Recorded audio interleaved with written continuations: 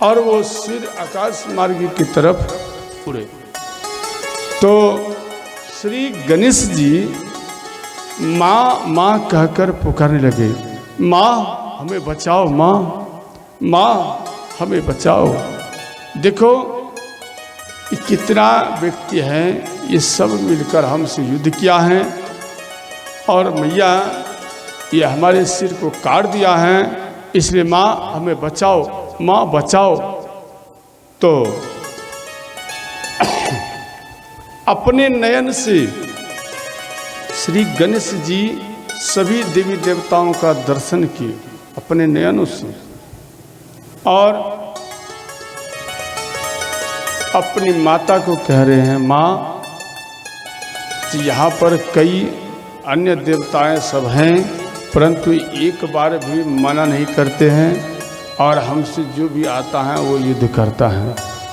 अंत में मेरा सिर को काट दिया गया है, माँ आप हमें बचाओ। तो श्री गणेश जी यहाँ पर रोने लगे और वो रोते क्रम में उनके सिर भूमि में गिर पड़े और वो जमीन में धंस गए। इनके बाद ध्यान देना,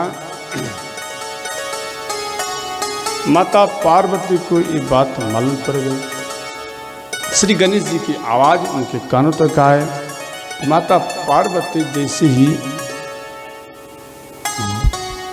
श्री गणेश जी के शरीर को देखे तो माता पार्वती क्रोधित में आई।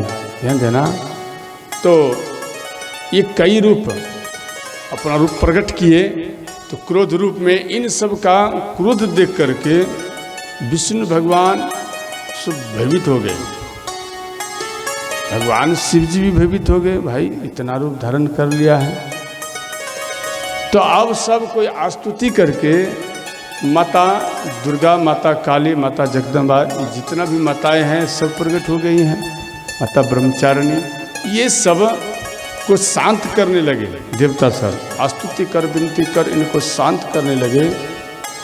तो अंत में विष्णु भगवान को बोला गया, भगवान शिव बोले कि हे नाथ आप ही कुछ ऐसा करो जे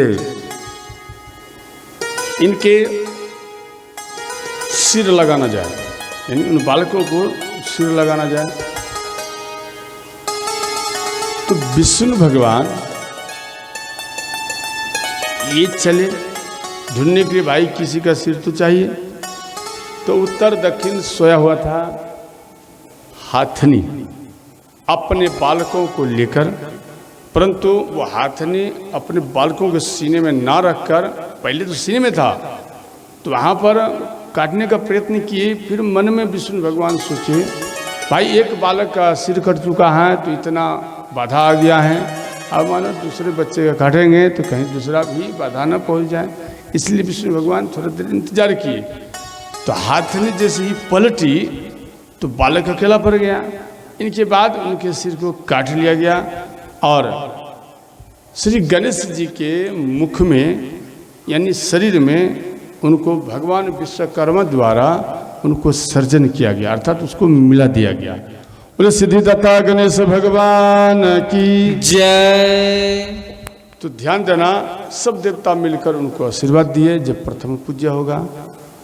तो इनके बाद अब यहाँ पर एक प्रश्न उठता है, भाई सिर काट के पुनः लगा सकते हैं, तो जो सिर कट गया था वो क्यों नहीं लगाए? ये भी तो प्रश्न कर सकते हैं, बोलो कर सकते हैं या नहीं? जब आप किसी का सिर को काट सकते हैं पुनः दूसरे शरीर में लगा सकते हैं, तो उनके शरीर का जो सिर था वो भी तो आप लगा सकते थे, उसको क्यों नहीं लगाए? इनका मुख्य कारण था, ध्यान देना।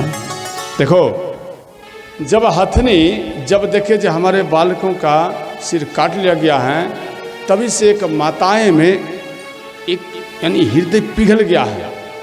जब भी वो सोती हैं माताएं, तो वो अपने बालकों को सीने में जब तक न चिपका ले तो उन माता को रात्रि भरी रह जाएंगे, परंतु उसे नींद नहीं आएगा। इसलिए वो अपने बालकों को सीने से लगाकर सुलाती है। देखो जो सिर कट चुका था वो सिर जमी के अंदर धंस गए। इधर कई प्रकार से वर्णन हुआ, समय लगा, क्योंकि माता पार्वती को मनाने में थोड़ा समय लग गया। तो इधर वो जो सिर थे वो एक पेड़ का रूप धारण किए। वो पेड़ था नारियल का, समझ गए? वो पेड़ नारियल प्रकट हुए, तो उसमें नारियल, ध्यान देना, तो वो नारियल जब फल होता है नारियल, तो वो नारियल कलश में दिया जाता है। इससे सब देवता मिलकर उनको आशीर्वाद दिए जे जब भी कोई व्यक्ति सिद्धदाता गणेश जी का पूजन करेंगे तो जब तक वो ठीक सन्मुख वो नारियल न रखेंगे तब तक उनका पूजा अधूरा माना जाता है।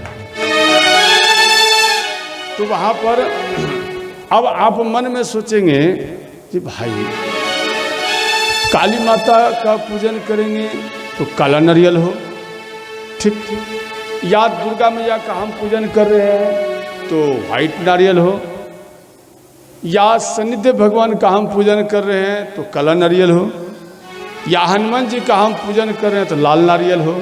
हाँ, परंतु ऐसा तो नहीं करते, नारियल एक जैसा ही रहता है। चाहे विश्वकर्मा पूजा करो या सरस्वती माता का पूजन करो, एक ही जैसा नारियल रहता है। और उसमें कलश पे रखने के बाद उसी को विश्वकर्मा भगवान या दुर्गा मैया मानना पड़ता है। ध्यान देना, ऐसा क्यों? देखो, जब सर्प को कोई पीटता है, पीटने के बाद उनके मरने के बाद, मान लो मरने के बाद जो व्यक्ति पीटता है उसके नयन में उनका चित्रपट बैठ जाता है, समझ गए? कई बूढ़े बुजुर्ग आपको बताएंगे कि बेटा अगर ऐसा हो तो उनके नयन को नष्ट कर देना चाहिए, करता है ना? क्यों? इसलिए जो मानो हम इसको मार दिया है, इनके नयन बिल्कुल सुरक्षित हैं, उनके नयन में चित्रपट वो बैठ जाता है उन व्यक्तियों का। इसलिए फिर उनका जो मानो कोई है जोड़ीदार तो वो बदला लेता है, आक्रमण करता है, समझ गए? तो याद रखना, इन आक्रमण जो करता है तो ठीक उसी प्रकार से सिद्धिदाता गणेश भगवान के जो पहले मुख थे, उन मुख में जितने भी देवी देवता थे संसार में वो सब देख रहे थे। सिद्धिदाता गणेश सबका दर्शन किए, तो इसी कारण सबका चित्रपट उनके नयन में बैठ गया। इसलिए वह कलश में जो नारियल देते हैं तो हर देवी देवताओं का रूप धारण करने का उसमें क्षमता आ गया। तो ध्यान देना, तो उसमें ऋग्वेद, यजुर्वेद, सामवेद, अथर्ववेद, अर्थात उसमें चारों वेद वास करता है। स्कंद पुराण में दिया गया है, जब भी कोई माता या कन्या कलश लेकर भ्रमण करने हेतु जाती हैं तो ध्यान देना, उनके चरण, ध्यान देना, इनमें से कौन कौन है जो कलश सिर पर लिया है? जरा हाथ उठाओ, बहुत कम है भाई। जो कलश धारण किया है वो हाथ उठाना। चलो ठीक, बहुत अच्छा।